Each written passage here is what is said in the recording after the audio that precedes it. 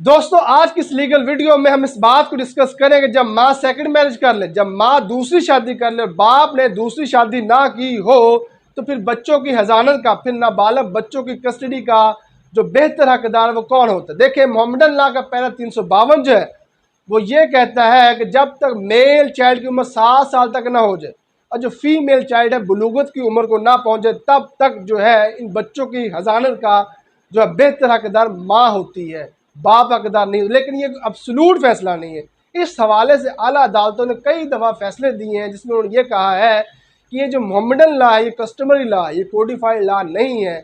अदालतों ने welfare of minor देखनी होती है और गार्डियन ऑफ वार्ड्स एक्ट के सेक्शन 17 के मुताबिक जो वेलफेयर ऑफ माइनर को जो है डिटर्मिन करने के लिए अदालतें बच्चों की जिन्स को देखती हैं, बच्चों की उम्र को देखती हैं, मज़हब को देखती हैं और बच्चों की जो मेंटल अटैचमेंट को देखती हैं, फिजिकल अटैचमेंट को देखती हैं और इमोशनल अटैचमेंट को देखती हैं और जो डिसीज पेरेंट होता है उसकी विल को देखती है। उसके बाद जाके जो अदालतें हैं वेलफेयर ऑफ माइनर डिसाइड करती है, आएगा वेलफेयर ऑफ माइनर फिर माँ के साथ ठीक है या बाप के साथ ठीक है।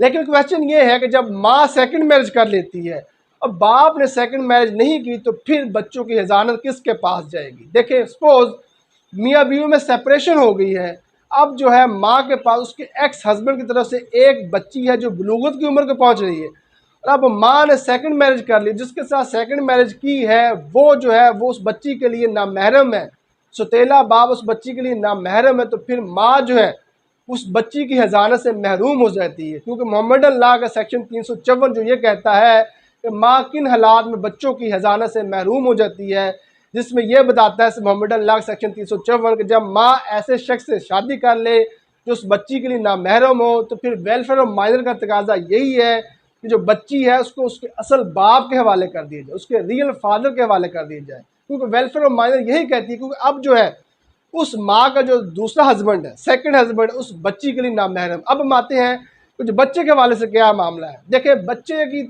आम तौर पर अदालतें जो है या मोहम्मदन लॉ का सेक्शन 352 यही कहता है 7 साल तक जो है उसकी कस्टडी माँ के पास ही रहेगी।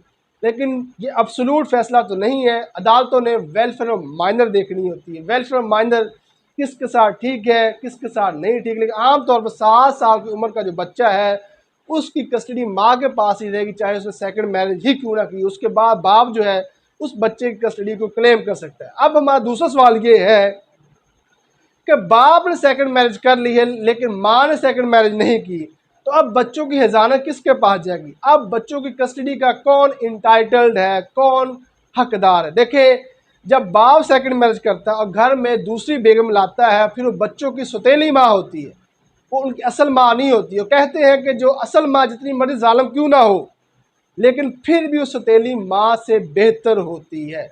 जब बाप ने सेकंड मैरिज कर ली और सौतेली जो है बच्चों की माँ को घर में ले आया, चूँकि बाप ने काम काज के सिलसिले में, जॉब के सिलसिले में, बिजनेस के सिलसिले में घर से बाहर जाना होता है और नाबालिग बच्चों को चूँकि घर में रहना होता है, तो फिर वेलफेयर माइनर इसी में है कि जो बच्चे हैं उनको उनकी असल माँ के हवाले कर दिया जाए। क्योंकि असल माँ जो होती है कितनी मर्जी जालिम क्यों ना, फिर भी वो सौतेली माँ से बेहतर होती है। यानी मजमूई तौर पर जब बाप सेकंड मैरिज कर ले तो फिर वो बच्चों की हजानत से, कस्टडी से महरूम हो जाता है। तीसरा क्वेश्चन ये है कि जब मियाँ बीवी में सेपरेशन हो गई, दोनों ने अब आगे शादी नहीं की, यानी माँ ने भी और बाप ने भी शादी नहीं की, तो फिर अब जो बच्चे हैं वो किसके हवाले किए जाएंगे। इस हवाले से गार्डियन ऑफ वार्ड्स एक्ट जो है वो खामोश है। इस हवाले से वेलफेयर ऑफ माइनर देखी जाएगी। इस हवाले से आला अदालतों ने कई फैसले दिए हैं जो आपस में उनकी कंट्राडिक्शन भी है। कई फैसलों में अदालतों ने बच्चे माँ के हवाले कर दिए हैं, कई फैसले में बच्चों को अदालतों ने बाप के हवाले कर दी। यानी उन्होंने वेलफेयर ऑफ माइनर देखनी है। जब माँ और बाप ने सेकंड मैरिज नहीं की तो फिर भी अदालतों ने वेलफेयर ऑफ माइनर देखनी है। वेलफेयर ऑफ माइनर अगर माँ के साथ ठीक हुई तो अदालतों ने बच्चों की कस्टडी माँ को दे देनी है इस केस में, और अगर बाप के साथ ठीक हुई तो बच्चों की कस्टडी बाप को दे। लेकिन विजिटेशन का राइट माँ और बाप जो है वो उनके पास महफूज है। अब हमारा चौथा सवाल ये है कि माँ ने और बाप ने दोनों ने सेकंड मैरिजेस कर ली, यानी माँ ने भी दूसरी शादी कर ली है और बाप ने भी दूसरी शादी कर ली है। इन हालात में उनके बच्चों की कस्टडी का हकदार कौन है। इन हालात में भी आला अदालतों ने यही बताया कि उन्होंने वेलफेयर ऑफ माइनर देखनी है अगर वेलफेयर ऑफ माइनर माँ के साथ ठीक हुई तो उन्होंने माँ की कस्टडी में बच्चे देने हैं, और अगर वेलफेयर ऑफ माइनर बाप के साथ ठीक हुई तो उन्होंने बच्चों की कस्टडी बाप के हवाले कर दी। इस हवाले से मैंने पहले भी डिस्कस कर दिया है कि गार्डियन वार्स एक्ट 1819 का सेक्शन 17 जो है वो ये बताता है वेलफेयर ऑफ माइनर को डिटरमिन कैसे किया जाता है। इस हवाले से अदालतें बच्चों की उम्र को देखती हैं, बच्चों की जिन्स को देखती हैं, मजहब को देखती हैं, बच्चों की इमोशनल अटैचमेंट को देखती हैं, बच्चों की फिजिकल अटैचमेंट को देखती हैं, बच्चों की मेंटल अटैचमेंट को देखती हैं, बच्चों की राय को भी सुप्रीम रखती हैं, और डिसीज्ड पेरेंट की विल को भी देखती हैं।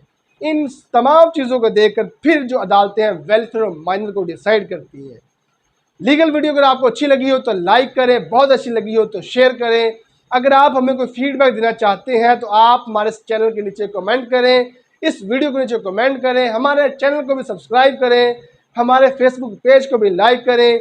आपका वीडियो देखने का बहुत बहुत शुक्रिया।